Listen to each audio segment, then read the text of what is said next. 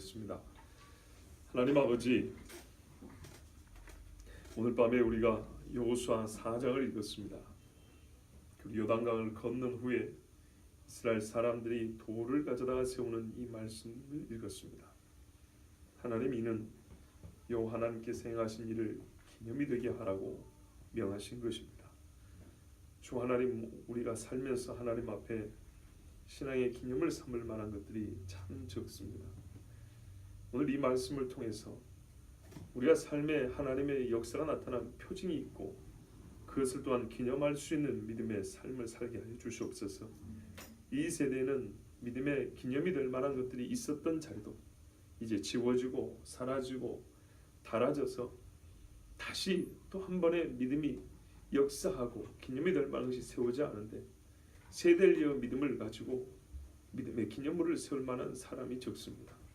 하나님 아버지, 오늘도 이 말씀을 들을 때 그저 옛적에 이스라엘 사람들이 이랬구나로 끝나지 않게 하시고 하나님이 이런 뜻으로 하라 그랬단다로 이해하고 끝나지 않게 하시고 우리 삶에도 정말 하나님의 말씀에 순종한 표징과 기념물이 있도록 이 말씀을 통하여 오늘 우리의 영을 새롭게 하여 주시고 우리의 마음이 정말로 주님 앞에 불타게 하여 주시고 이 세대에 내가 여호수아와 요단강을 건넜던 이스라엘 사람과 같이 정말 그 한 사람을 하나님이 보고 싶어 하신다면 내가 그렇게 되리라 말씀을 통해서 감동이 되고 감격이 되고 정말 믿음의 결단을 할 수 있도록 인도하여 주시옵소서. 이 종이 입술에 여호와의 말씀 담아주시고 온전히 하나님의 말씀을 하나님의 심정으로 전하게 하여 주시옵소서. 예수 그리스도의 이름으로 기도합나이다. 아멘. 이스라엘 백성이 요단강을 다 건넜습니다. 오늘 말씀 보면 다 건너기를 마쳤다 이렇게 되어 있습니다.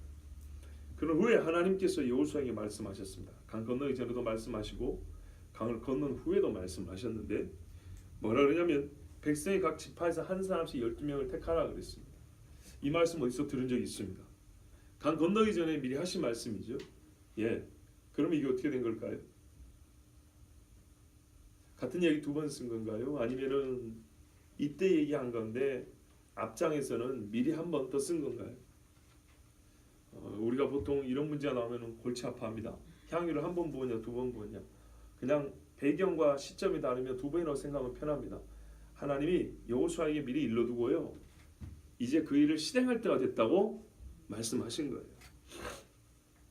그래서 보시면 3장에는 왜 택하든지 이유가 없어요. 보십시오. 3장 12절인가 보면 있죠. 이제 이스라엘 지파 중에서 각 지파에 한 사람씩 12명을 택하라. 그리고 뒤 말이 없습니다. 그러니까 미리 정해놓으라는 얘기입니다.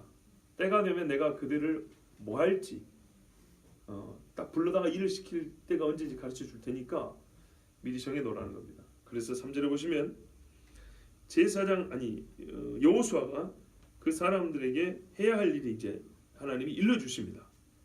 그들에게 명령하여 이르기를 요단 가운데 제사장들의 발이 굳게 선 그곳에서 돌 12를 택하여 그것을 가져다가 오늘 밤 너희가 유숙할 그곳에 두게 하라. 이게 하나님의 하실 일이었어요. 그래서 12명을 미리 정해놓으라 그랬고 이제는 그 12명을 불러다가 이 일을 시키라 이런 말씀입니다. 자, 그러면 돌을 두라. 12개 그냥 땅바닥에 널브러 두라는 얘기일까요? 그건 아니겠죠. 뒤에 보면 우리가 알다시피 기념물이 되게 하나 했으니까 아마 12개를 이렇게 잘 쌓아놨을 겁니다. 그렇지 않고 흩어놔 버리면은 이게 기념물인지 그냥 돌아다니는 돌인지 어떻게 알겠어요? 자, 어쨌든 간에 여기서 일단 할 수 있는 거는 다른 돌들과는 좀 구별이 될 수 있도록 이 12개의 돌을 가져와라. 그리고 너희가 잠자는 그 지역에다가 이렇게 두라. 이렇게 말씀했어요. 그래서 4절에 여호수아가 각 지파에 한 사람씩 준비해 두었던 그 12사람을 불렀습니다.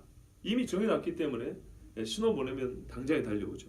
왔는데 이 사람들에게 내린 명령이 보통 어려운 게 아닙니다. 아무리 물이 저기 멀리 보이지 않는 데서 멈췄지만은 다시 들어가야 되거든요. 그렇잖아요. 건넌 다음에 12명 불러 모아가지고 아까 너희 건넜던 데 있지. 이제 건너고 나니까 뭔가 의미심장이잖아요. 건너기 전에 시키면 그냥 일인데 일하러 들어가는 건데 건넌 다음에 와 강을 건넜어.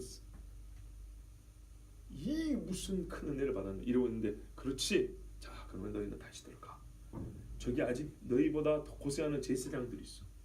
저기 법궤 메고 지금 아직도 저기 서 있단 말이죠. 그러니까 이 법궤 맨 사람들 얼마나 힘들겠는가 생각해 보세요. 그렇습니다. 그래서 이걸 이제 들어가라 그랬어요. 들어가서 뭐하라 그러냐. 꼭 그 사람들이 서 있는 그곳에서 돌 12개를 택하여 와라 얘기입니다. 자 5절에 요단 가운데 딱 가운데 들어가서 너희 하나님 여호와의 궤 앞으로 와서 그러니까는 제사장들이 지금 언약궤 들고 서 있죠. 메고 서 있죠. 바로 거기 가서 이스라엘 지파 수대로 각기 한 돌 12개 근데 하나의 한 사람씩 어깨에 메라 그랬으니까 이게 크기가 제법 무겁다는 얘기죠. 한 요만큼 됐다는 얘기죠. 어깨에 멜 정도니까. 요즘에 기술 좋은 분들은 이렇게 메죠. 이렇게 그죠? 이렇게 하든지 하여튼 어림잡아 한 2-30kg 정도 되지 않았을까 그렇게 생각합니다. 하여튼 대단히 무거운 겁니다. 어깨에다 맸습니다. 자 이거를 어깨에 메라 그 말은 가져오란 얘기죠. 가져오란 얘기입니다. 그런데 이제 이 사람들이 궁금할 거 아니에요. 왜 가지러 가야 됩니까? 도대체. 그렇죠? 그때 하나님이 설명을 해줍니다. 이것이 너희 중에 표징이 되리라. 하나님이 여호수아에게 일러준 말이에요. 표징, 표적. 이거를 히브리어는 오트라 그럽니다. 그러니까는 기이한 하나님의 능력이 나타났던 증거들. 하나님이 역사하신 특별한 그 증거물이라 이 말입니다. 자, 왜 돌을 가져오는지 아시겠죠? 뭐 하라고요? 하나님이 오늘 하신 일을 증거로 삼으라고요. 근데 우리는 경험했는데 왜 증거가 필요하죠? 못 본 사람들 위해서. 여러분 우리가 가끔 그런 경우 있어요. 이거는 누군가 자랑을 하려는 게 아니고요. 하나님의 역사를 하나님은 어떤 세대에게 주죠. 특별한 그 사건을 경험한 어떤 그 특정한 사람이나 그 세대에게. 근데 하나님은요. 그 직접 경험한 사람에게만 은혜를 끼치고 말려고 일하시지 않고 직접 경험을 못했지만 그 이야기를 듣는 자들에게도 그렇죠. 믿음은 들음에서 나오고요. 듣고 믿는 자가 더 복되다 그랬죠. 그 일을 듣고 믿게 하시려고 기록한 겁니다. 우리가 진짜 있는 그대로 봤어요. 여러분 창조 봤어요? 아담과 하와만 그 창조된 직후에 살았죠. 가장 근접한 시대에 살았지. 우리는 홍수 이후에 아주 굉장히 나빠진 시대를 살고 있습니다. 별로 동의를 안 하십니까? 사라는 요즘 나이로 할머니인데도 남자들이 보고 반했다 하잖아요. 그렇죠? 예. 우리는 별거 다 발라도 이게 잘 안 되는데 그때는 그랬다 하잖아요. 자, 나이도 얼마나 많이 먹고 900살까지 살았고 좀 적게 살아도 400살. 그렇죠? 조금 더 적게 살아도 한 170, 80 정도. 지금 우리로 보면 어마어마하죠? 이제 고작 뭐 의학이 발달해서 백순이 어쩌니 그런데요. 그것도 돈 많은 사람들 이야기지. 여러분이나 저는 그냥 때 되면 가는 겁니다. 다. 아시겠죠? 예. 한 대 100만 원짜리 주사 맞을 돈 없죠? 그냥 가는 거예요. 예. 하나님이 그 주사 안 맞아도 하루 더 살기 좀 더 사는 거고 빨리 와라 그러면 가는 거예요. 그런데 옛날에는 하나님이 부르시는 그 연수가 평균 한 170, 80 정도 돼야 나그네 길 고생했다고 오라 그럽니다. 자, 그러니까요. 이 일들을 근데 경험하지 못한 사람들에게 하나님은 그 도를 보고 알라고. 우리의 신앙과 많이 다릅니다. 우리의 신앙관하고 다르다고요. 생각, 신앙에 대해서. 하나님은 어떤 일을 행하실 때 어떻게 한다고요? 직접 경험한 당사자 외에 그 일의 증거와 기념물을 보고 후대 사람들이 그 일을 직접 경험하지 않았으나 동일한 하나님을 믿고 신뢰하고 따를 수 있도록 하시는데 돌로 충분하답니다. 우리 예수님도 그랬죠. 너희가 나를 찬송하지 않으면 못하게 하면 돌들로도 찬송하게 한다 그랬잖아요. 이 돌이 증거 아닙니까? 사람들이 나중에 바알 숭배한다고 하나님을 숭배할 때 이 돌은 여전히 뭘 가리켜요? 하나님이 요단강을 마르게 했다는 것을 가리키는 증거입니다. 잘 보세요. 요단강을 마르게 했다는 걸 믿는 사람은 다 죽었고 그걸 안 믿는 이스라엘 후손들이 가득하여 가나안을 채우고 있어도 이 돌은 여전히 땅에 어디죠? 강 가운데서 나온 돌이에요. 그때 강 가운데서 나온 돌이 그 자리에 여전히 서 있다 이 말입니다. 말하면 돌만 또 못한 인간들이죠. 우리가 그래서 참 중요합니다. 우리가 믿음의 세대에게 무엇을 물려줄까 이런 이야기들 많이 하고 고민도 하지 않습니까? 우리 믿음의 세대에게 내가 기적을 맛봤다. 우리 믿음의 후손들은 기적을 똑같이 맛보지 않을 수도 있어요. 내가 기적을 맛봤다는 그 소식이라도 전해주면 되는 거예요. 그 일이 있었던 증거를 그 아이에게 남겨주면 되는 거예요. 홍해를 걸어보셨습니까? 아니죠. 기록 갖고도 우리는 예수 믿을 수 있죠. 십자가 여러분 만져봤습니까? 십자가에서 뚝뚝 떨어진 피 한 번 찍어 맛이라도 봤습니까? 아니죠. 그런데 어떻게 2000년의 성도들과 똑같은 신앙을 가지고 지금도 순교하는 사람이 있습니까? 기록된 말씀. 이 자체가 증언이면서 표 아닙니까? 표적 아닙니까? 그렇게 남아있는 겁니다. 그래서 이스라엘 사람들에게 하나님은요, 우리의 생각과 달라요. 우리는 당대 위주, 나 혼자, 우리 집 이렇게 생각하지만 하나님은 완전히 생각이 달라요. 너희는 직접 강을 건넜고 후대는 다시 강을 건널 일은 없어요. 그러나 강을 건너게 하신 하나님이 여전히 이 땅의 주인이고 여전히 너희 하나님이라는 걸 가르쳐 줄 때는 뭐가 필요하다고요? 증거가 필요하다고요. 그리고 그 증거로 족하다는 겁니다. 어떤 증거로요? 돌들로도 족하다는 얘기입니다. 일단 하나님의 목적은 무슨 일이 있었는지 잊지 않게 하려고, 후대 사람들도 그것을 알고 하나님을 여전히 믿고 따르게 하려고. 그래서 사람들이 이제 이렇게 물어본다 그래요. 후일에 너희의 자손들이 물을 것이다. 이 돌들은 무슨 뜻이냐?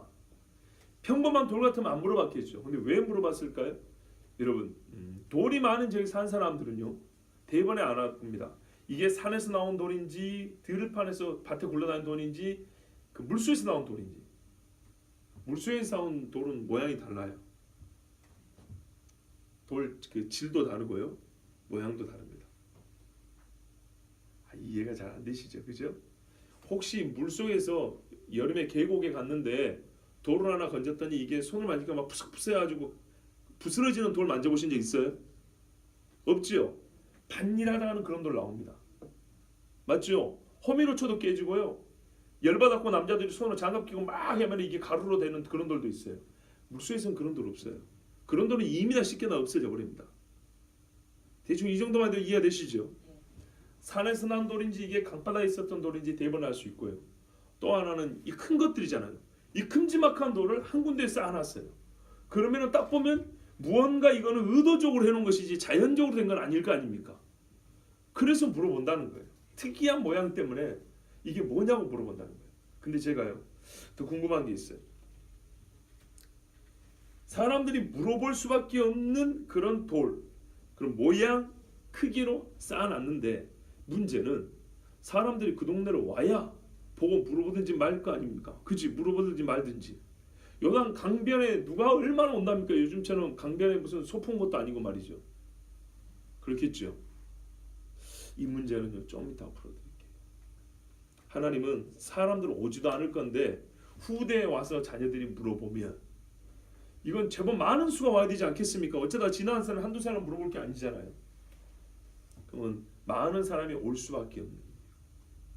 자, 그러면 이렇게 물어보면 뭐라고 대답하냐? 질문하면 대답할 말이 있어야 되는데 7절을 보시면 요단물이 여호와의 언약궤 앞에서 끊어졌나니 곧 언약궤가 요단을 건널 때 요단물이 끊어졌으므로 이 돌들이 이스라엘 자손의 영원한 기념이 되리라 하라.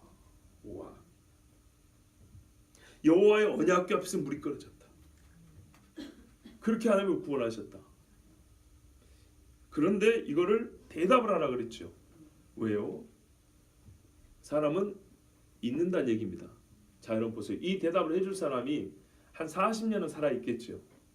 100년 있으면요, 다 죽겠죠. 그런데 이 대답은 똑같이 반복되랍니다. 그럼 어떻게 반복됩니까? 실제 경험한 내가 후손에게 말해주면 이 후손은 지가 안 봤지만 아버지에게 들은 얘기를 똑같이 전하고 손자에게 똑같이 전하고 나중에 안 본 사람이 본 것처럼 전합니다. 보세요. 제가 예수님과 같이 살았습니까? 아니죠. 근데 복음서 설교하면 꼭 지가 예수님이랑 같이 산 것처럼 설교하죠. 그렇잖아요. 막 왜 안 믿냐고 막 큰 수치만 그렇지 않습니까? 그죠? 얼마 전에 어떤 분이 저를 위해서 기도해 줬는데 빌립보서 말씀을 줬어요. 그 말씀의 내용이 그렇더라니까요. 네가 얼굴로 나를 보지 못했는데도 불구하고 내 복음, 내 진리를 전하느라고 고생한다. 이 말씀이 빌립보서에 있어요. 근데 제가 그 말씀을 읽고 위로가 좀 됐습니다. 그러길래 저번에 한번 말씀드린 것 같은데 똑같이 얼굴도 못 본 주제에 자기는 뭐 얼굴이나 본 것처럼 막 앞에서 갖고 막 이래야 되고 당신은 이랬고 이 말씀이 그런 뜻이라고 뭐 직접 물어보지도 않았으면서 그죠? 근데 설교자는 그럴 수밖에 없고요. 하나님이 그 고충과 애로사항을 아시고 진짜로 그렇게 돼 있어요. 빌립보서 보면 2장인가 어디 보면 네가 얼굴로 나를 보지. 이건 바울의 이야기인데 그거는 이제 예수님이 저에게 주신 이야기로 저는 그렇게 들었어요. 왜냐하면 저에 대한 기도응답이었기 때문에 그렇습니다. 자, 하여튼 이래서 나중에 이 요단강을 직접 건너지도 않은 후손들도 똑같이 이것은 무슨 뜻이냐 하면 우리 할아버지가 그러는데 하나님이 옛날에 가나안에 처음 이스라엘 사람이 들어올 때 강을 마른 일을 기념하는 것이 한다 이렇게 말한다는 거예요. 자, 그런데 여기서 여러분 눈치 빠른 분들은 제가 뭘 주목해야 된다고 말할지 이미 아시죠? 간이 집사님 고개를 끄덕이네. 뭘 주목해야 될까요? 덩달아 고개를 끄덕끄덕 하순자 권사님 뭘 주목해야 될까요? 6절에는 표정이 된다. 표정. 번역이 좀 표징 그러니까 좀 그런데 우리가 흔히 쓰는 말 표정. 근데 7절에는 뭐라 그랬습니까? 기념이 된다 그랬거든요. 기념. 표징을 왜 기념으로 바꿨을까요? 표징이라는 말은 사건 그 자체를 가르쳐 줍니다. 무슨 일이 있었는지 그 자체를 얘기해 줍니다. 홍해 해변에 애국 군대 시체가 널브러져 있어요. 이게 뭘 말해줍니까? 바다가 갈라졌었고 지나오다가 물에 빠져 죽었다는 얘기죠. 일어났던 사건 자체를 말해주죠. 이렇게 표적이라면 거기다가 홍해 횡단 기념비를 하나 세워놨어요. 이 기념비는 홍해가 갈라져서 자동으로 생긴 게 아니죠. 말 그대로 그걸 안 잊어먹으려고 세운 인공적인 말 그대로 기념비입니다. 안 잊어먹으려고. 이해가 되시죠? 그러면 이 돌이 두 가지 기능을 한다는 거예요. 첫 번째는 하나님이 무슨 일을 했는가 그 내용을 말해주는 거예요. 여기에 무슨 일이 있었는가. 두 번째는 물론 뭐 이 자체 답이 나왔지만 잊지 말라는 얘기예요. 기념, 결혼 기념일, 생일.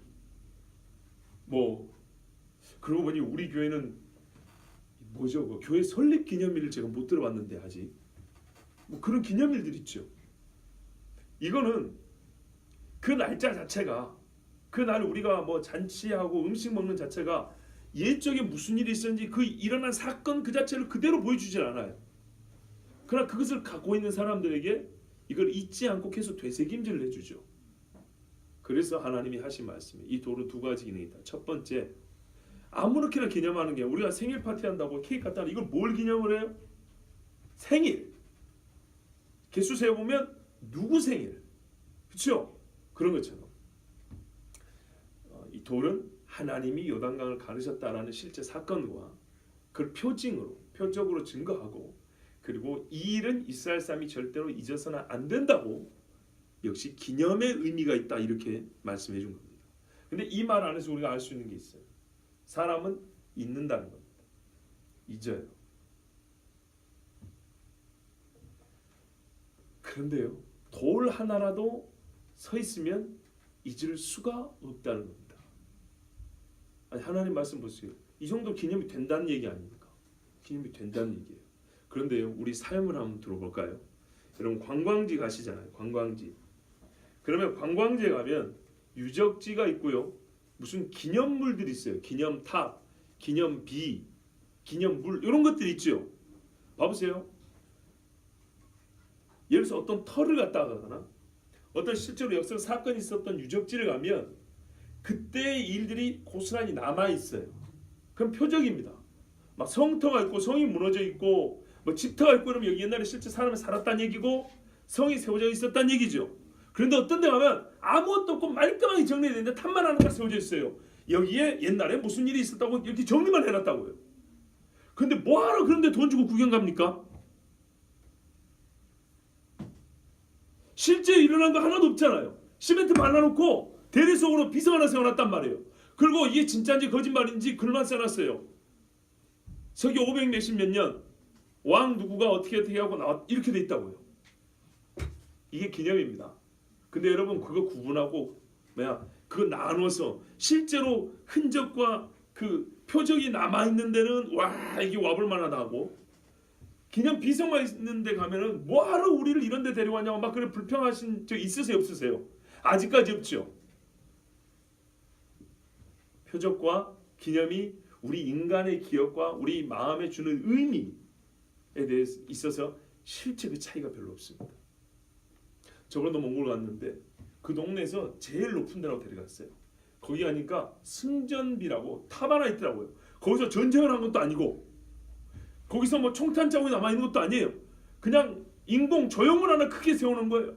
옛날에 소련하고 몽골하고 서로 합작했던 그것들 그림 그려놓고 글자 몇 개 써놨어요. 그런데 제일 먼저 구경시키는 데가 거기였어요. 이걸 봐야 된대요. 저는 역사 흔적을 본 게 아니고 역사를 정리해 놓고 그것을 나름대로 상징물로 만들어 놓은 거 하나 봤어요. 그렇습니다. 그런데요, 이 자리는 실제로 강이 갈라졌던 자리고, 그러니까 말랐던 자리고, 그리고 거기에 있던 돌을 가져왔기 때문에 이거는 말 그대로 표적이면서 동시에 기념이 됐다는 얘기입니다. 근데 이것이 왜 그렇게 중요하냐? 사실 뭐 그 말이 그 말 같은데 왜 이렇게 길게 얘기하냐? 의미가 있습니다. 여러분, 일단 돌 몇 개 가져왔습니까? 12개죠. 가나안 땅에 몇 지파가 삽니까? 가나안 땅에. 그렇죠.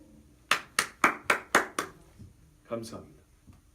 이게 요단강이면 이리 돌아 들어오는데 두 지파 반은 르우벤, 간, 므낫세 반 지파, 므낫세 2분의 1은 여기 땅을 빌려놓고 얘들은 지금 군대만 동원해 주셨죠. 전쟁 끝나면 돌아가죠. 그렇죠. 그런데요, 이 군대들이 갈 때 그 대표도 나와서 어떻게 했다고요? 돌 12개 여기다 쌓아놨다고요. 9지파 반만 여기 살고 2지파 반은 여기 살아도 이 땅은 12지파의 땅이라는 것. 말 그대로 하나님이 이스라엘에 준 약속의 땅이라는 것. 즉 12지파 반은 이쪽에 살지만 가나안 땅에 있는 9지파 반과 동일한 욥을 받았고 동일한 이스라엘이라는 거 아시겠죠? 자, 왜 기념이라는지 알겠죠? 12지파가 다 건넜다는 얘기입니다. 뭐하러 저 다 알아먹는 거 두 번 세 번 반복하나? 이유가 있어서 그런 거예요. 뭘 기념한다고요? 12지파 다 건넜다. 이 강을 기준으로 우리가 하나님의 약속의 땅에 못 들어온 약속 밖에 있는 사람 취급하지 마라. 나중에라도. 실제로 이 일이 있습니다. 여러분 22장을 잠깐 보시겠어요? 아주 중요한 이야기입니다. 22장에 보시면 제가 한 10절 정도부터 읽어드리겠습니다. 뭐 이거는 나중에 가면 또 자세히 설교할 테니까요. 교회 홈페이지도 옛날 했던 설교를 하나 올려놓을 건데요. 자, 간단간단을 볼게요. 10절부터 보시면 이 전쟁이 다 끝나고 두 지파 반이 요단 동편으로 돌아갑니다. 돌아가는데 여호수아가 축복을 해줍니다. 축복을 해주고 이제 두 지파 반이 돌아가는데 거의 10년 동안 싸우고 오랜만에 집에 갑니다. 뭐 중간에 순번제로 군대가 교대를 했을지 모르지만 돌아가는데 10절 보세요. 루벤 자손과 갓 자손과 므낫세 반 지파가 가나안 땅 요단 언덕가에 이르자. 자, 보세요. 여기가 가나안 땅입니다. 저를 보세요. 여기 가나안 땅인데 여기 요단이에요. 건너가야 되죠. 건너가기 전에 이 돌단 사운드 있죠? 그 근처쯤에 보세요. 이게 요단강이면 이렇게 요단강이랄까. 이게 요단강. 요단강 동편에서 이리 건너가지고 돌단 쌓아놨죠. 10년 동안 싸우고 다시 건너가야 되죠. 두 지파 반은. 건너가기 전에 요 가나안 쪽에다가 돌단을 또 쌓아놨어요. 이 사건입니다. 이것 때문에 싸움이 일어날 뻔했어요. 자, 보세요. 계속 가나안 땅, 이게 요단 동편이 아니고 가나안 땅 요단 언덕가에 가나안 땅 쪽에 이르자 요단가에 제단을 쌓았는데 보기에 큰 제단이었더라. 이거 여러분 같으면 이 소식을 들었을 때 뭐처럼 들리세요? 우상 섬기는 제단처럼 들리겠죠. 왜? 실로에 여호와의 번제단이 있다 이 말이에요. 근데 뭐하러 이걸 또 쌓을까요? 그러니까 9지파 반이 화가 났어요. 이놈의 새끼들 2지파 반 강도 건너기 전에 벌써 우상 숭배를 배웠단 말이냐. 화가 났어요. 자 12절 보세요. 이스라엘 자손 이를 듣자 곧 이스라엘 자손 온 회중이 실로에 모여서 그들과 싸우러 가려 하니라. 아시겠죠? 16절입니다. 여호와의 온 회중이 말하기를 그런데 바로 전쟁을 안 하고 실사를 하라고 제사장 비느하스를 비롯해가지고 사람들을 좀 보냈어요. 대표를 물어보려고. 너희가 어찌하여 이스라엘 하나님께 범죄하여 오늘 여호와를 따르는 데서 돌아서서 너희를 위하여 제단을 쌓아 너희가 오늘 여호와께 거역하고자 하느냐. 꼭 그렇게 생각했던 거예요. 벌써 거역한다는 얘기냐. 17절 부올의 죄야. 부올 바알볼에서 우상숭배했지. 이때 그때 몇 명 죽었냐. 이제 거역했던 역사를 읊어대는 거예요. 그 작은 죄로도 몇 명이 죽었냐. 18절 오늘 너희가 돌이켜 여호와를 따르지 아니하려고 하느냐. 너희가 오늘 여호와를 배역하면 내일은 그가 이스라엘 온 회중이 진노하셔 너희 때문에도 다 죽을 거다. 옛날도 몇 명 죽었냐 이 말이죠. 19절 그런데 너희의 소유주가 만일 깨끗하지 아니하거든. 봐보세요. 여기서 벌써 힌트가 있어요. 이것 때문에 있어요 사실은. 자 요단강 건너편에 두 지파 반이 살고 있죠. 근데 이 사람들이 가기 전에 가나안 땅에서 전쟁하고 돌아가기 전에 강가에다가 잔을 쌓아놨죠. 그쵸? 근데 이제 가나안 땅에 살고 있는 두 지파 반은 오해를 할 때 뭐라 하냐면 이 새끼들이 전쟁하는 중에 벌써 우상숭배 배웠구나. 강도 건너기 전에 이 거룩한 가나안 땅에다가 약속의 땅에다가 우상숭배 단을 쌓아놓고 하다니 다 죽여버리겠다. 이러다가 혹시 모르니까 물어보자 하고 제사장을 비롯해서 실사단을 가서 보내서 물어봤어요. 물어보면서 대답을 듣기도 전에 이제 자기들의 생각을 먼저 말한 거예요. 우리가 볼 때는 이거 우상숭배라고 쌓은 건데 이 정신없는 놈들아 옛날에 바알볼에서 몇 명이 죽고 아간 때문에 몇 명이 죽고 생각을 해봐. 이렇게 이제 막 쏘아붙인 거예요. 그러면서 은근히 속마음이 나오는데 뭐라 하냐면 그게 19절이에요. 너희의 소유주가 만일 깨끗하지 아니하거든.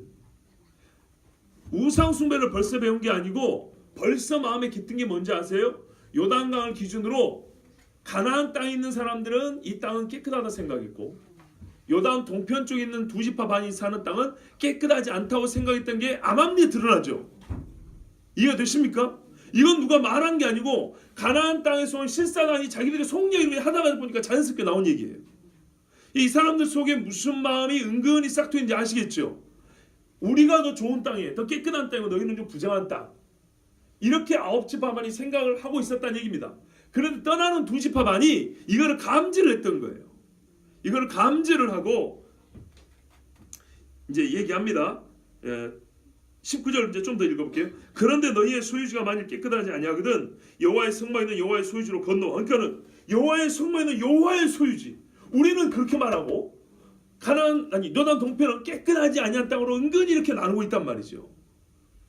너희가 오늘 여호와를 배역하면 아니죠. 건너 우리 중에서 소유주를 나누어 가질 것이니라. 오직 우리 하나님 여호와의 제단 외에 다른 제단을 쌓음으로 여호와를 거역하지 말며 우리에게도 거역하지 말라. 세라의 아들 아간 이야기 20절에 22절에 이제 전능하신 자 하나님 여호와 전능하신 자 하나님 여호와께서 하시나니 이스라엘도 장차 알리라. 이 일이 만일 여호와를 이제 이렇게 말을 하니까 이 두 지파 반이 이제 자기들 뜻을 대답을 한 거예요. 이렇게 말합니다. 뭐라냐면 이 일이 만일 여호와를 거역함이거나 범죄함이거든 주께서는 오늘 우리를 구원하지 마시옵소서.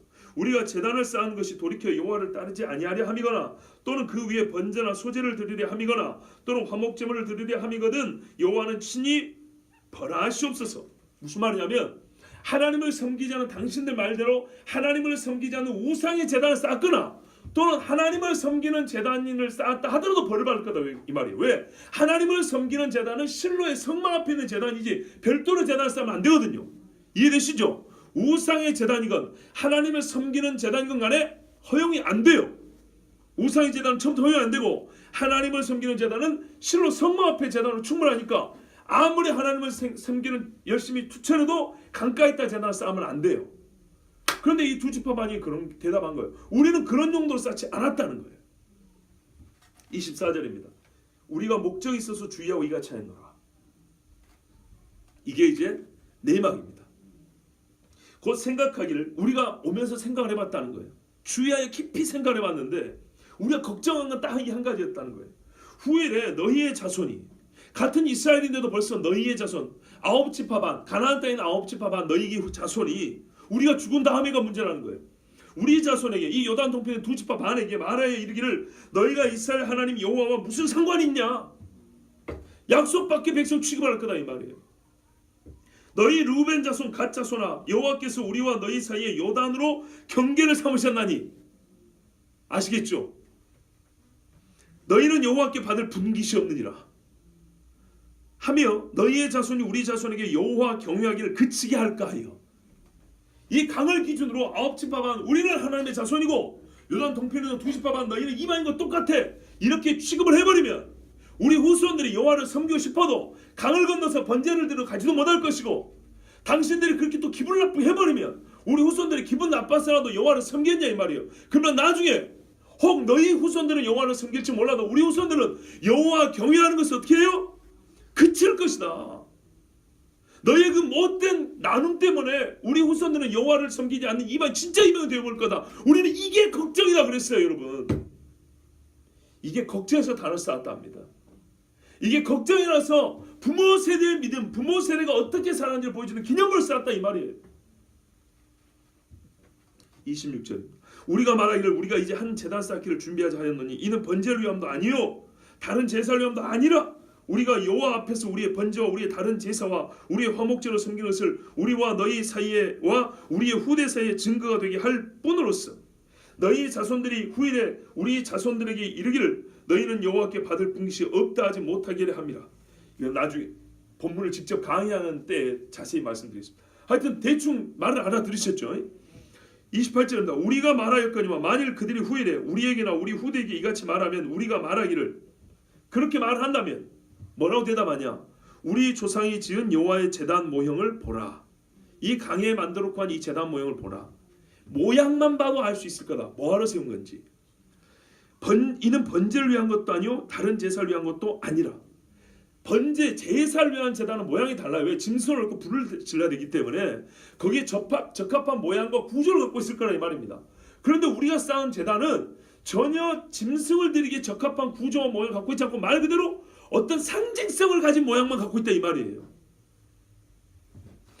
오직 우리와 너희 사이에 증거만 되게 할 뿐이라. 우리가 번제나 소제나 다른 제사를 위하여 우리 하나님 여호와의 성막 앞에 있는 제단 외에 제단을 쌓음으로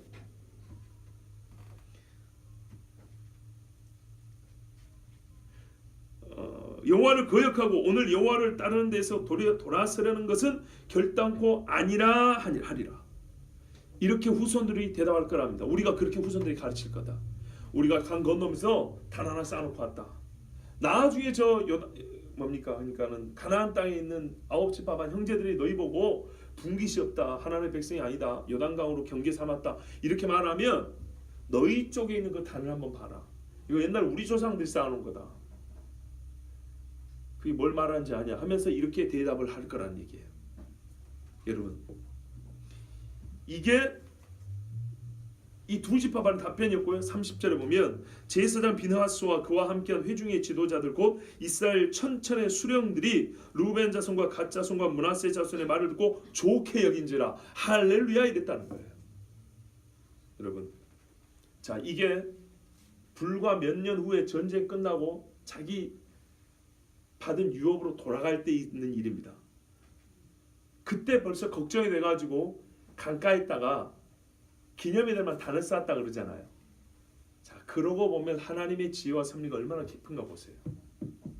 강 건널 때부터 12덩어리 돌 가져와서 쌓아라. 12지파가 건넜고 12지파가 하나로 이 땅을 받았느니라. 이렇게 말씀해 주셨으니 여러분 감탄이 안 나옵니까? 나는 감탄이요. 할렐루야 할렐루야. 하나님의 지혜를 누가 우리가 감히 헤아릴 수 있으리요. 그때요 돌 누가 가지고 다 알아요. 옛날은 족보 시대잖아요. 예? 집안에 누구 집 누구 아들이 돌 지고 간 거 안다고요. 어느 집안 누구 집 누구 아들. 그 사람들이 이렇게 다 세우고 사람들 다 보는 앞에서 했단 말이죠. 그러니까 말하자면 훗날 이 사람들이 지나가면서 쌓는다 느꼈는데 두 개의 단이 된 거예요. 강가에. 하나는 여호와가 강에서 가져온 걸 쌓은 거고 하나는 이스라엘 사람들이 가기 전에 여기 쌓아놓은 거. 그러니까 이거는 분명하게 이스라엘 12지파가 전부 다 한 이스라엘로 하나님께 약속을 받았다. 증거가 되는 것입니다. 아멘. 표적과 기념이 되리라. 이 기념이 되리라가 그래서 중요한 겁니다. 8절입니다. 이스라엘 자손이 본문 8절입니다. 4장에 이스라엘 자손들이 여호수아가 명령한 대로 행하였습니다.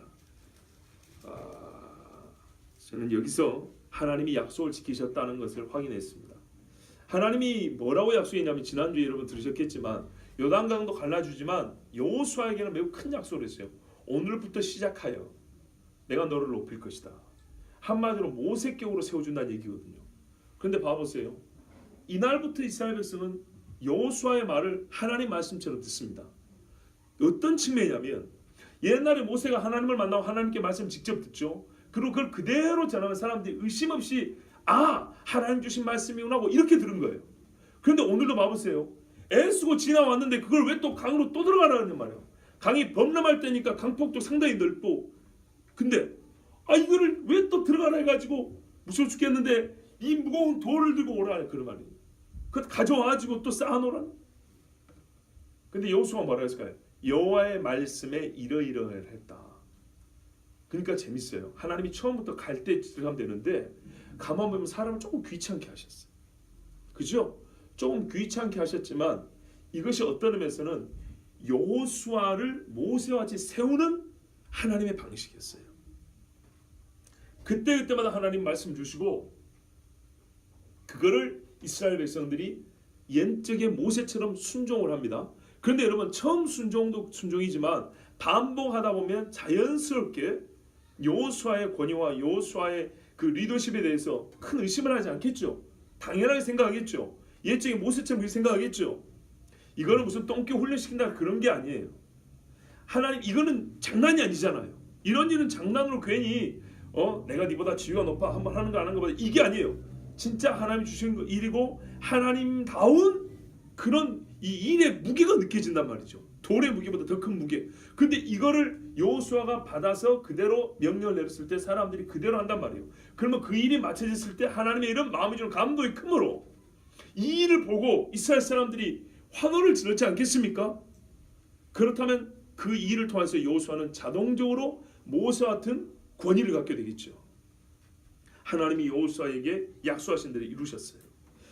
3장 7절의 말씀했습니다. 여호와께서 여호수아에게 이르시되 내가 오늘부터 시작하여 너를 온 이스라엘의 목전에서 크게 하여 내가 모세와 함께 있었던 것 같이 너와 함께 있는 것을 그들이 알게 하리라 그랬어요.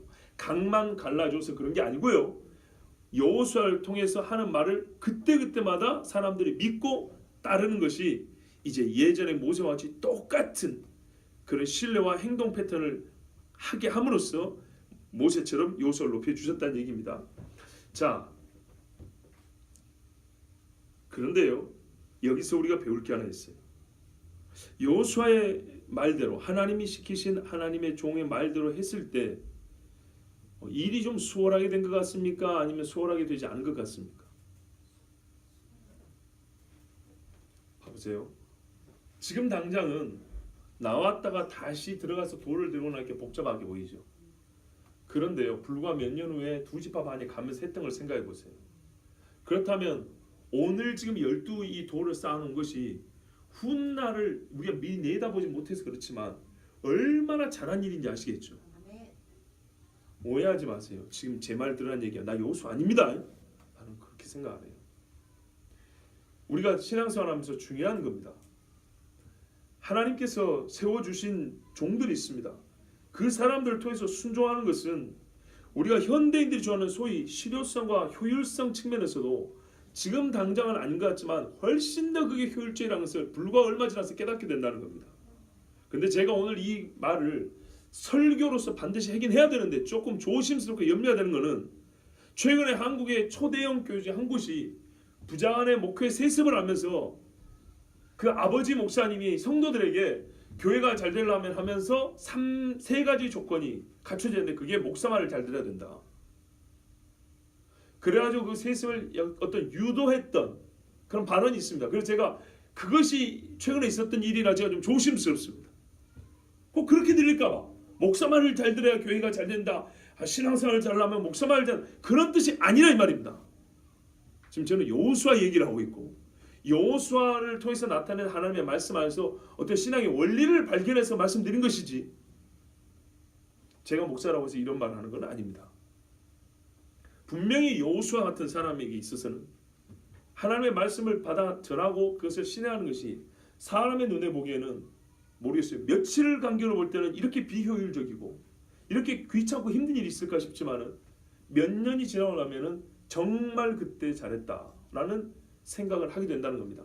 그렇다면 우리가 조금 더 겸손하고 믿음이 있다면 그때 우리의 몸이 좀 귀찮고 힘들고 좀 내키지 않지만 하나님이 주신 말씀이라고 지금 강이 벌어진 상황 아니겠습니까? 그렇다면 여러 표징들과 함께 나타난 그 말씀에는 당장에 순종하는 것이 즉 결론만 말하면 순종이 가장 효율성이 높고 가장 합리적이라는 얘기입니다.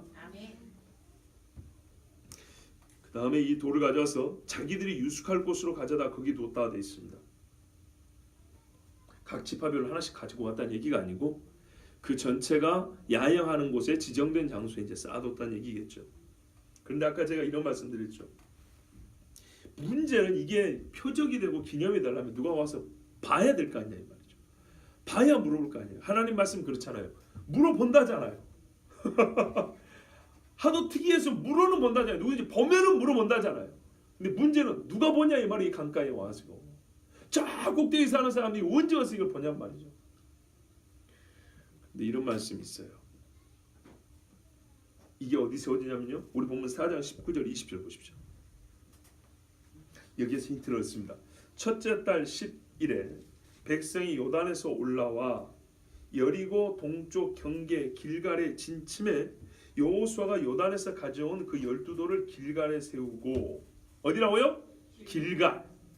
첫째 달 며칠요? 10일. 이게 참 중요합니다. 여러분 이스라엘의 첫째 달 10일은 1월 10일 6월절 양을 선택하는 날입니다. 그리고 4일 동안 살피고 보관합니다. 해나 상처를 입지 않도록 14일에 잡습니다. 이 길갈은 여호수아 한 6장인가 뒤에 가면 나오는데 5장에 6장 보면 나오는데 할례를 행한 곳입니다. 40년 광야 세월 동안에 할례를 안 했어요. 희한하죠. 모세가 있었는데 왜 40년 동안 안 했을까요? 그런데 이 할례를 행한 기간은 언제라고 생각하십니까? 1월 10일 날 양을 선택한 날이고 14일 양을 잡습니다. 그리고 일주일 동안 뭐죠? 무교절입니다. 정확한 계산 안 해봤지만 어림잡아 할례 행한 날은 6월절과 무교절에 걸쳐 있다는 거 알 수 있습니다. 그렇죠. 뭔가 영적인 의미가 있을 거라고 지금 예상이 되시죠. 특히 무교절은 너희에게서 누르글지 않은 날이라 그럽니다. 하나님의 언약 백성이 할례 행하지 않고 육체 언약의 표를 가지지 않았습니다. 표를 가지지 않았다는 말은 거꾸로 말하면 누룩을 갖고 있다는 뜻입니다. 이거를 제하고 이 기간을 보낸 다음에 어디로 징계합니까? 여리고로 징계합니다. 이해되시죠? 절기를 지키고 여리고로 징계한다고요. 그러면서 하나님 뭐냐면 너희가 허물, 애굽의 종됐던 수치를 다 굴려버렸다는 뜻으로 이름을 길갈이라고 지어줬어요. 수치가 굴려 없어진 곳에 완전히 요단강을 건너서 이제 가나안 땅에 들어온 그곳에 돌로 기념물을 세우고 거기서 할례를 하여 언약 백성의 표를 삼고 거기서 하나님 앞에 6월절 절기를 지키고 무교절 절기를 지키고 첫성을 향해서 공격하고 들어가는 겁니다. 굉장히 영적 의미가 있지 않겠습니까? 그죠? 잘 생각해보세요. 그러니까 날짜가 아무렇게나 기록된 게 아니에요. 이 날이 1월 10일인데 여기에 12돌을 세웠습니다. 이게 어디라고요? 길갈, 할례한 곳. 믿음을 다시 한번 하나님 앞에 테스트받고 인정받은 곳입니다. 자, 그런데 이 길갈이 어떤 데냐? 우리가 어디서 많이 들어본 것 같죠? 그죠? 정말 중요한 이야기가 있는데요.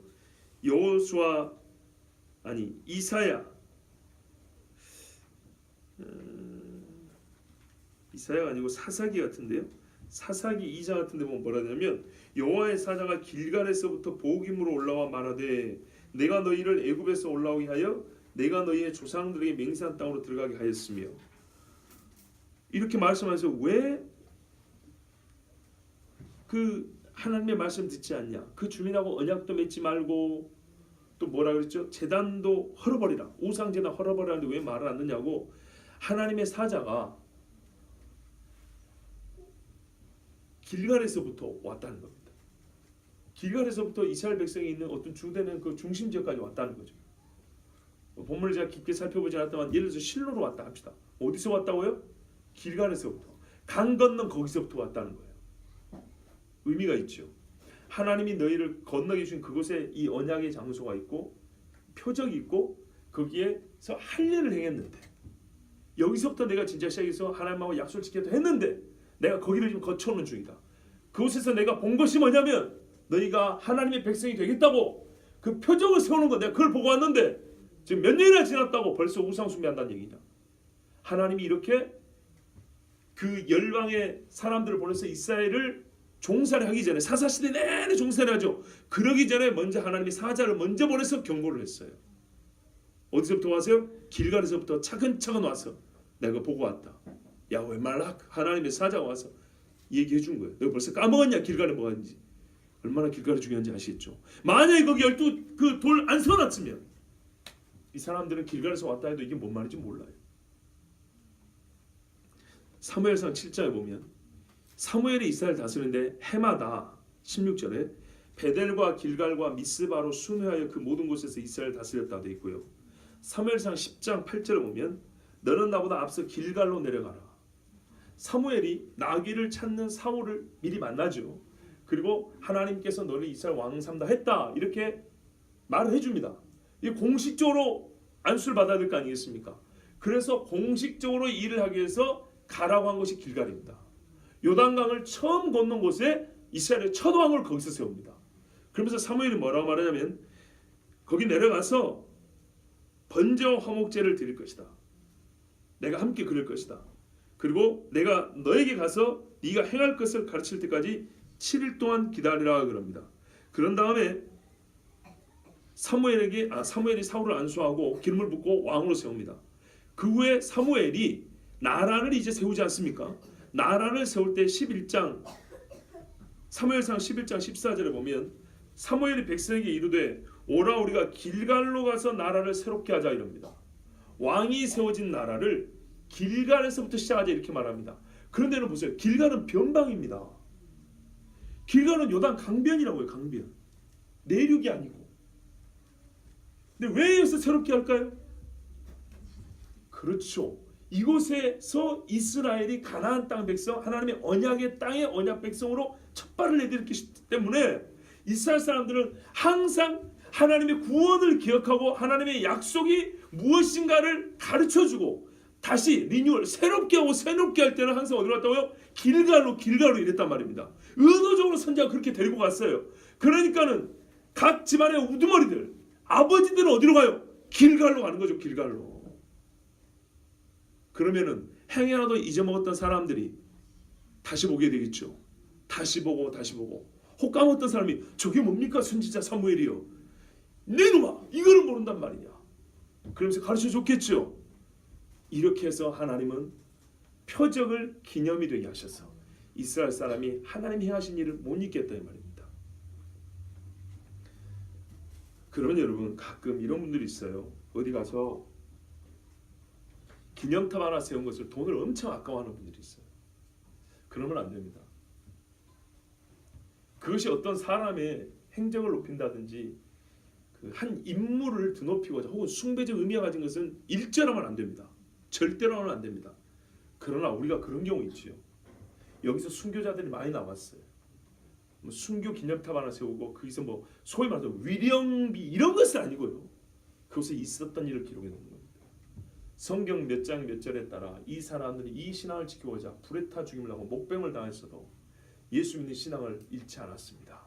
이곳이 순교자 27명이 죽임을 당한 곳입니다. 아깝습니까? 거기다가 돌비 한 1,000만 원짜리 만들면 아깝습니까? 그거 아까운 사람들이 이렇게 해줘. 화면 하나 만들어 놓고 띠가 하면 거기에 컴퓨터 그래픽으로 이렇게 그거 하고요 여러분. 자연에서 있는 돌이나 나무로 만드는 거 완전 다릅니다. 그죠? 우리가 신앙생활 하면서 잘 생각해 봐야 돼요. 일단은 하나님이 함께 하신 오늘따라 발음 표적이 있는 신앙이야겠죠. 근데 그것이 성경이잖아요. 고린도전서에도 너희에게 본보기만 되며 또한은 말세를 당한 너희들에게 경고가 되게 하려고 이렇게 돼 있다고요. 말세도 아닌 옛적에 수천 년 전에 산 사람의 한 일이 어떻게 말세를 당한 우리에게 경계가 될까요? 그런데 그것 때문에 하나님 기록해놨다 그러지 않습니까? 그렇다면 우리가 신앙생활 하면서 너희 할아버지가 50년 동안 봤던 성경이다. 집이 불타도 이거는 들고 나가라. 이게 여러분 무가치합니까? 너희 할아버지가 떨리는 손으로 필사했던 성경이다. 네 통장은 잃어버리고 핸드폰은 불에 던져줘도 이거는 불타지 않게 네 품에 품고 나가라. 이게 무가치합니까?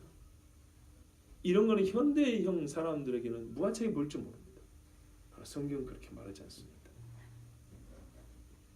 그리고 여호수아가 또 요단 가운데 곧 언약궤를 맨 제사장들 발이 선 곳에 이 돌 12를 세웠습니다. 이건 또 뭘까요? 그러니까 이 12사람이 일을 또 시킨 거예요.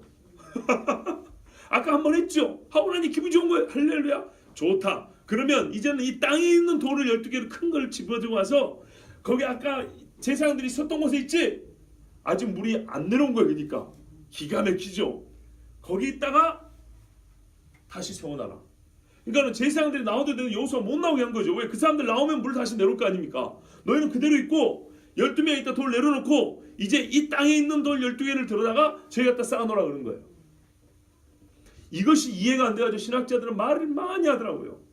이건 한 가지 사건을 그냥 전승이 달라고 한 번 더 잘못 기록한 것이다. 아니면 이거는 강에 있던 것을 밖으로 내놓은 것인데 같은 돌인데 두 번처럼 써놓은 것이다. 아니다 이거 하나는 잘못 번역이 된 거다. 막 얘기들이 많더라고요. 그런데 이거는 뭘 잘 몰랐어요. 이거는 분명히 있었던 또 다른 사건입니다. 아시겠습니까? 또 다른 사건입니다. 여호수아는 하나님께 명령을 받은 거는요. 이 안에 있는 돌을 밖에다가 쌓아놓으라는 거예요. 여호수아는 거기에 더하여 하나님 말씀 불순종한 게 아니고 더한 거예요. 순종을 더했다고요. 빌레몬에게 바울이 오네시모에 대한 말 때 너는 내가 말한 것보다 더할 줄은 내가 안다. 이런 것처럼 뭔가 여호수아는 영적인 의미를 알고 이 일을 더했어요. 이쪽에 있는 것을 갖다 넣어놨습니다. 이게 무슨 말일까요? 여러분 성경에서 보면요. 돌은요. 삶과 죽음을 상징하는 대표적인 물건 중에 하나입니다. 출애굽기 15장 같은 데 보면 하나님이 애국 군대를 그 물에 홍해에서 죽여버렸잖아요. 그때 뭐냐면 그들의 죽은 모습을 돌이라고 표현해놨어요. 돌처럼 바닥에 가라앉았고 돌처럼 조여졌다 이렇게 말했어요. 더욱 우리에게 의미가 있는 건 뭐냐면 예수님 이야기입니다. 베드로 사도는 말하죠. 예수님은 건축자의 버린 돌이었는데 모퉁이의 머릿돌이 됐다. 그런데 베드로는 여기에 뭐라 표현하면 예수는 우리에게 산 돌이요 이렇게 말합니다. 그런 다음에 그 산 돌을 믿는 우리는 너희도 산 돌들이 되리라 이렇게 말했어요. 그런데 여러분 정말 이건 이해가 안 돼요. 돌 중에 살아있는 게 있고 죽은 게 있습니까? 없죠. 돌 중에는 뭐 수명이 있어서 살아있는 돌이고 죽은 돌이고 이런 거 없어요. 그래서 산돌이란 말을 왜 했을까요? 말 그대로 돌은 무생물이에요. 무생물인 돌에게 마치 생기가 있는 것처럼 왜 산돌이라고 표현했을까요? 이거는 돌 자체에 내재된 성질이 생기가 있고 없고 이런 게 아니고요. 돌이 어떤 생명을 위해서 쓰인 상징이었기 때문에 그런 겁니다. 이해가 되시죠? 봐보세요. 송아지를 산 송아지를 잡아 각을 떠서 번제를 드라. 이때 살아있던 건 실제로 송아지가 목이 따지기 전에 숨이 붙어있는 송아지를 말하잖아요. 그래서 살아있는 것을 취하에다가 잡아서 이렇게 들으면 죽는다는 얘기잖아요. 근데 돌은 목을 딴 것도 없고 피를 흘릴 것도 없고 살아있니 죽었니라는 말 자체가 안 어울린다는 얘기. 돌은 본질적으로 그렇죠. 근데 돌을 그런 생명으로 이렇게 설명하는 게 안 어울리는데 산돌이라고 이렇게 표현을 해놨단 말이에요. 그러면 이거는 생물학적인 설명을 하려는 게 아니고 영적인 의미를 얘기하려는 거죠. 그런데 산돌이라고 유일하게 이 상징어로 쓰인 분이 누구냐면 예수님이에요. 예수님이 우리를 위하여 하신 일, 그분이 죽었다가 부활한 일을 가리킬 때 성경은 산돌이라 이렇게 말했어요. 그리고 그분을 믿을 때 우리는 산돌들이 된다 그랬다고요. 아시겠죠? 그렇다면 그냥 무작정 돌을 살았네 어쨌네 이렇게 쓸 수 있는 게 아니고 돌이 어디선가 그 자체는 생기가 있고 생기가 없고 이런 건 아니지만 생명과 관련하여 쓰인 적이 있었기 때문에, 그런 쓰인 예표적 사건이 있었기 때문에 예수님을 가리켜서 산 돌이라고 표현했다 이 말입니다. 이해가 되시죠? 대표적인 사건이 뭘까요? 반세에서 물이 나온 겁니다. 돌이, 사람이 거기에 있으면 목말라 죽는데 거꾸로 돌이 갈라져가지고 돌에서 물이 나왔지 않습니까? 그렇죠? 그런 것처럼 여기 지금 요단강을 건넌 것은 이 사람들이 건너, 즉 죽음에서 생명으로 옮겨진 것, 완전한 하나님의 안식의 땅으로 들어간 것을 나타내기 위해서, 그 표적을 나타내기 위해서 취해진 게 돌이죠. 그 말입니다. 그러니까는 여기서 이 돌을 가져왔다는 것은요, 또 우리가 가져놨다는 것은 간단히 말씀드리면 이런 겁니다. 우리 요단강에서 세례 받았다 그랬죠. 세례는 뭘 의미하죠? 주와 함께 죽고 주와 함께 산다는 거죠. 누가 산 돌들이 됩니까? 그리스도와 함께 죽은 사람이 그리스도와 함께 살죠. 그래서 부활한 그리스도를 산 돌이라고 그랬단 말이에요. 우리가 그러면 주와 함께 부활하니까 산 돌들이라고 그랬어요. 그리고 이거를 돌이 쓰인 실제적 사건, 돌이 생명과 관련해 쓰여진 사건을 보니까 요단강이란 말이죠. 그럼 무슨 말인가요? 우리가 이 요단강을 건널 때 우리는 물속을 지나서 죽었죠. 나는 죽은 겁니다. 나의 자아는 죽은 겁니다. 그리고 다시 물 밖으로 나오면서 사는 것이죠. 그렇죠. 내가 지금 물 밖에 살아있으나 나는 어떻게 됐다고요? 그리스도와 함께 산 것이고, 내가 살았으나 실제로 나의 옛 자아는 주와 함께 죽은 것이라. 아시겠죠? 죽음의 그 자리에 있는 돌은 생명으로 갖다 놓고, 내가 스스로 살았다고 까부는 우리 이 육지의 돌, 우리의 자아라고 표현한다면 내 자아가 활발하게 움직일 수 있는 이 물 밖의 돌은 물 가운데 갖다 놓고, 나는 죽었고 이 물에서 죽은 그 자리에서 나는 그리스도 산돌과 함께 살았습니다. 여호수아는 이 신앙관을 가지고 내가 죽은 곳에서 살림을 받고 그 산돌을 내가 가져왔다면, 물 밖에 있는 나는 살았으나 나는 주와 함께 죽어서 이제는 완전한 하나님의 종으로 살겠습니다라고 나의 자아의 옛적인 그 본질상 진노의 자녀였던 나의 옛적의 나를 죽었다는 의미로 12개를 취하다가 우리 이스라엘은 죽었다, 하나님과 함께 예수와 함께 이렇게 갖다 놓은 겁니다. 완전한 순복이죠. 그런데 이 의미를 생각하지 않으면 소위 자유주의 신학자들은 이게 뭐 누가 여러 사람이 짜깁기 하고 쓴 거니, 이거 뭐 후대 누가 가필하고 삽입한 건, 이런 이야기를 한다 이 말이죠. 그런데 이게 성경 안에서 해석하지 않으니까 그런 거예요. 자, 그런데 이 돌이 여러분 작았을까요? 컸을까요? 매우 컸겠죠. 그럼 이런 뜻입니다. 보세요. 평상시의 요단강은 강폭이 30m에 얕은 데는 50cm, 아주 깊은 데도 3m 정도라고 했습니다. 그는 무슨 말이냐면 평상시에 이 돌의 끝부분이 보인다는 얘기입니다. 작은 조약돌이 아니잖아요. 그렇죠? 유속이 빨라도 흘러내리지 않을 정도로, 이때는 꼭 12명이 갖다 놨는, 12명이 한 사람이 하나씩 졌다는 증거가 없어요. 무슨 말인지 아시겠죠? 돌 12개라 그랬지. 그러면은 강바닥에 있는 걸 가져올 때는 한 사람이 들쳐맬 수 있는 정도였겠지만, 강 안에 놓을 것은 12개를 하나 이렇게 큰 것이 몇 사람씩 들고 와서 12개를 쌓아놨을 수 있겠죠. 1인당 하나라는 말이 없습니다. 그러면은 평상시 강 수위가 낮을 때는 돌이 보였을 겁니다. 강 밖에서와 강 안에, 내가 죽은 데와 산 데, 양쪽에서 하나님이 우리를 위하여 행하신 일을 보게 되는 겁니다. 이해되시죠? 네. 그리고요, 물이 깊어지면 어떻게 될까요? 물이 깊어지면은 배들이 이렇게 지나다니겠죠. 평상시에는 돌 보이니까 이렇겠지만 물이 깊어지면 혹시 이게 암초처럼 배 밑바닥에 붙일까봐 강바닥 살펴야 되겠죠. 이런 일을 수십 년, 수백 년을 반복한다 봐보세요. 잊을 수 있겠습니까? 못 잊겠습니까? 못 잊겠죠. 오늘까지 그대로 있습니다. 이 오늘이 역시 비평경 학자들은 후대 바빌론 후대에 쓰여진 책이라서 그게 아니고요. 여러분 여호수아가 한 114살 살았습니다. 그럼 이때 여호수아 나이가 한 80 몇 세 이렇게 됐잖아요. 갈렙하고 비슷하니까 한 80세 먹었다 치고, 그러면은 여호수아 살았을 때 30년 정도. 여러분 30년이면 기후 변화 있을 거 다 있었겠죠. 홍수도 있었을 것이고 뭐 풍랑도 있었을 것이고, 우리 살면서 태풍도 몇 번 지나고 그러잖아요. 확인해 봤더니 그대로더라. 30년 그대로 있으면 자연 상태에서 말이죠. 그럼 그 이후에도 누가 무너뜨리지 않는 이상 이거는 계속 간다는 얘기입니다. 자, 여러분, 제가 오늘 이 말씀을 읽으면서 참 부럽던 생각이 들었어요. 표적이 있는 세대. 적어도 하나님의 기적으로 나타난 표적이지만 꼭 기적은 아니더라도 우리 삶의 신앙에 하나님의 뜻을 이뤘다는, 그리고 하나님이 그것을 네가 내 뜻을 이룬 게 맞다라고 인정해 준 표적이 있는 세대.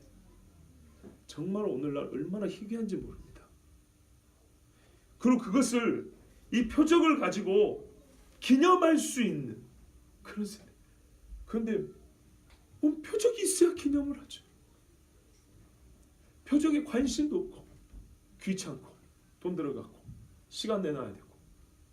어떤 분이 이런 말을 했어요. 값싼복음이라는 말 쓰죠. 값싼복음 말고 이런 말은 저렴한 헌신들. 이 돈도 나는 세상에 참 경제적 용어로 잘 표현했어요. 저렴한 헌신들. 나에게서 하나님 앞에 비싼 것이 안 나와도 저렴하게 해결할 수 있는 헌신을 찾고,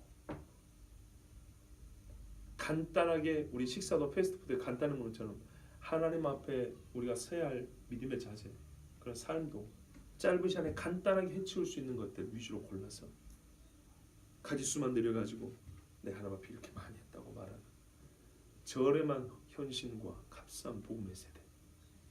누가 돌을 질 것이며 누가 언약궤를 주고 강바다에 설 것인가.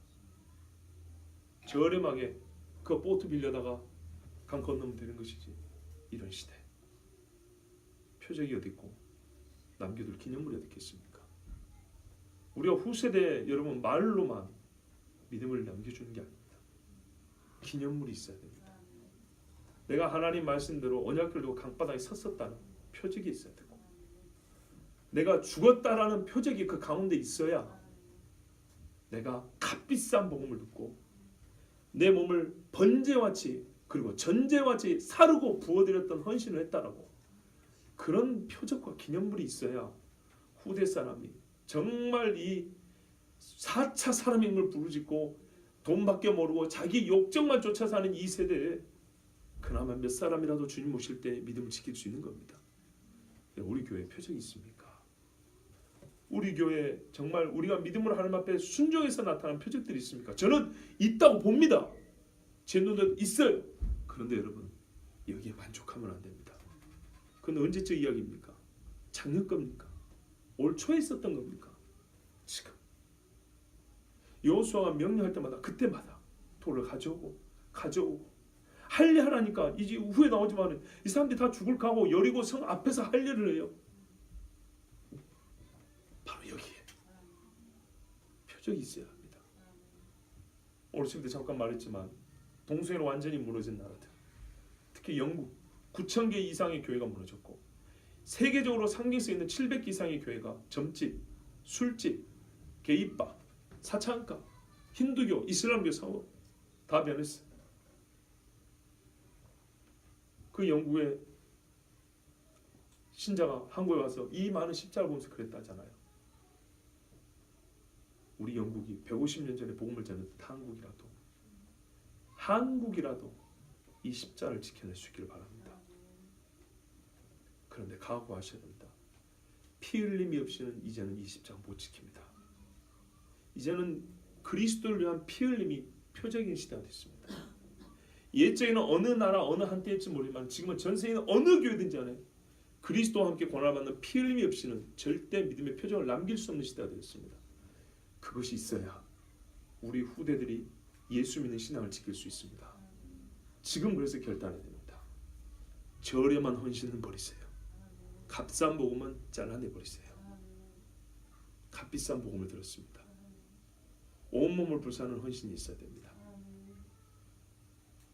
살아있으나 죽은 것 같은, 죽었으나 살아있는 산 재물, 이것이 우리 신자들의 삶이 하고요, 오늘도 안식의 땅을 향해서 나가는 그리스도인들의 걸음입니다. 우리가 제시하는 기도하겠습니다.